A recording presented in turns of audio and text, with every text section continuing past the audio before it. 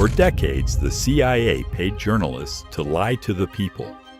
The news Americans trusted was scripted, planned, and sold as truth.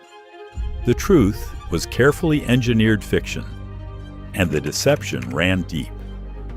It wasn't to keep you safe. It was to shape what you believed. Here's the part no one wants to admit. It didn't stop. It just went digital. Today, the lines between media and intelligence are more blurred than ever, and it all started with a little-known program called Operation Mockingbird. This is the story of the greatest media manipulation in American history. Television news in the U.S. first began to take shape in the late 1940s, shortly after World War II. Back then, the news felt sacred. Every evening, Americans tuned into the same voices. Men like Walter Cronkite, Edward R. Murrow, and Dan Rather. Trusted faces who spoke with calm authority. They weren't just reporters. They were the nation's conscience. And when Cronkite said something, people believed it. But things aren't always what they seem. Beginning in the 1950s, the Central Intelligence Agency, CIA, started recruiting students, artists, and journalists to influence the attitudes and opinions of average citizens by controlling what ideas, events, and perspectives they were exposed to in news and entertainment. Millions of dollars were paid to individuals and organizations that agreed to help the CIA in their mission to control the way Americans thought about the world around them. Sometimes the stories promoted were entirely false. Fabrications conjured up in a dim corner of an office at CIA headquarters in Langley, Virginia. Other times, the story was true, but the spin put on it, the way it was presented, pushed the person reading or listening to see the story from a very specific perspective and come to a very specific conclusion. The conclusion the government had decided best served their purposes. Designed under the guise of protecting American interests from the threat of communism, Operation Mockingbird turned the propaganda-making might of the U.S. intelligence community inward, focusing it not on enemies abroad, but instead on domestic targets, average Americans. The masterminds of Mockingbird were Frank Wisner and Allen W. Dulles, the first civilian director of the CIA. They recruited well-known and trusted American journalists into a news and media-controlling civilian army.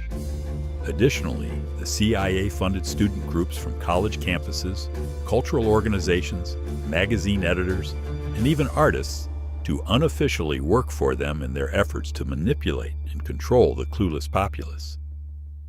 In February 1967, the New York Times published an article claiming to have proof of the CIA making payments to some student organizations. A few other articles were published, but they were mostly ignored. In 1973, the Washington Star published a report that more than 30 American journalists were being paid by the CIA. The CIA refused to disclose their names, claiming that to do so would endanger the writers' and reporters' lives. This led many to wonder why, if they weren't actually working for the CIA, it could be dangerous for their names to be known. Finally, Congress took notice, and a series of congressional investigations followed. The Senate organized the Church Committee, charged with investigating the CIA, FBI, IRS, and NSA for any domestic government operations and potential abuses. For all the morally and ethically questionable things the CIA and other intelligence agencies did and do, it was still against the law for them to operate against citizens of the United States within the country. Senator Frank Church and his colleagues wrote, "In examining the CIA's past and present use of the U.S. media, the committee finds two reasons for concern. The first is the potential, inherent in covert media operations, for manipulating or incidentally misleading the American public. The second is the damage to the credibility and independence of a free press which may be caused by covert relationships with the U.S. journalists and media organizations."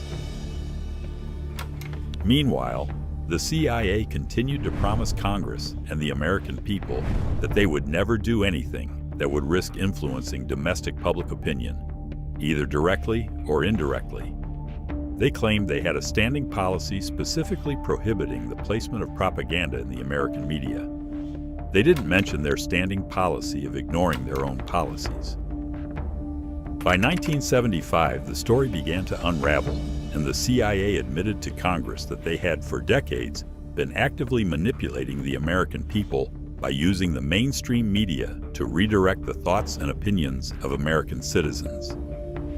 They acknowledged that they worked with journalists and other media personalities to distort truth in order to fit specific agendas. There were no big announcements made to the American public. Most people never even knew that their government had been purposely and actively manipulating them through radio, television, and entertainment for most of their lives. It wasn't until a Rolling Stone article in 1977 that news of the CIA's misdeeds went mainstream. Carl Bernstein's investigative work titled "The CIA and the Media" charged that the CIA has secretly bankrolled numerous foreign press services, periodicals, and newspapers, both in English and foreign language, which provided excellent cover for CIA operatives. He found that journalists not only wrote the stories the CIA asked them to and presented them to Americans as fact, but they often had very close relationships with intelligence officers. They willingly shared their notebooks and actively collaborated with them to disseminate elaborate lies or to put twists on real stories that made them appear entirely different than they actually were. He also charged that the CIA was not merely manipulating the foreign press, but the domestic press as well, and went as far as to name the networks, publications, and people who had aided the CIA in their efforts. CBS, Time, the New York Times, the Louisville Courier-Journal, ABC, Reuters, NBC, and the Copley News Service were all working for the CIA and being compensated very well financially for their troubles. Although newly appointed Director of Central Intelligence George H.W. Bush ordered the CIA in 1976 to cease domestic media manipulation and barred government agencies from entering into any paid or contractual relationships with any full-time or part-time news correspondent accredited by any United States news service, newspaper, periodical, radio, or television network or station. Many still suspect that this is happening today. One estimate suggests that the U.S. government, through Mockingbird, spent hundreds of millions of dollars a year for more than 20 years in its efforts to shape and direct the feelings, thoughts, opinions, and tastes of Americans. They were, for the most part, successful in accomplishing their goals. Cui bono? Who profits? Throughout the world, there are totalitarian governments that strictly limit and control the ability of their people to access news and information. In China and North Korea, Western media is prohibited, and controls are placed on the internet to block unapproved content. Similarly, many Middle Eastern countries strictly limit the types of art, music, news, and media that are accessible by their citizens. It's easy for Americans to look at these heavy-handed approaches to controlling the way people think and what they know, and judge themselves lucky to be free from such restrictions. But are we really? It's easier to fool someone than to convince them that they have been fooled. And it seems that the intelligence community has counted on that quirk of human nature as they lay their secret plans. Why use heavy-handed force to ensure your citizenry only sees the world you've approved for them, risking rebellion or regime change amid charges of being anti-democratic, if you can instead convince them that they are free while controlling what they see, hear, and believe? Are people any more free if they willingly place the shackles on their own feet and hand the key to their jailer than if the jailer does the shackling? Mockingbird shaped the way an entire generation of people grew up to see themselves, their country, and the world around them. No source of information was left unmanipulated. Yet most of those people still don't know that their worldviews were carefully crafted by men and women who went to great lengths to make them believe they were free-thinking rebels, while controlling their most formative experiences. The people who were manipulated by Mockingbird went on to assume roles in government, business, media, art, and entertainment, where they willingly and ignorantly became mouthpieces for government propaganda.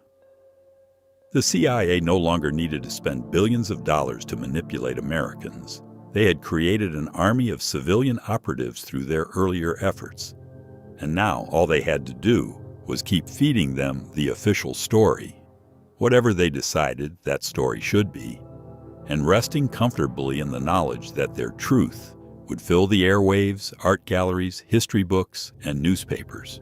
What have we seen in recent years that could be compared to Mockingbird? Have there been any times when it seemed that celebrities, artists, musicians, journalists, and media personalities were all talking about the same things, or pushing the same stories, or the same versions of events? This is extremely dangerous to our democracy. This is extremely dangerous to our democracy. This is extremely dangerous to our democracy. Knowing that Mockingbird was real helps us to look at the world around us differently, making us more thoughtful about the things we see and hear in the different types of media we consume, and in the news we read and watch. Although the secret program was officially and allegedly shuttered in the late 1970s, its influence is still being felt.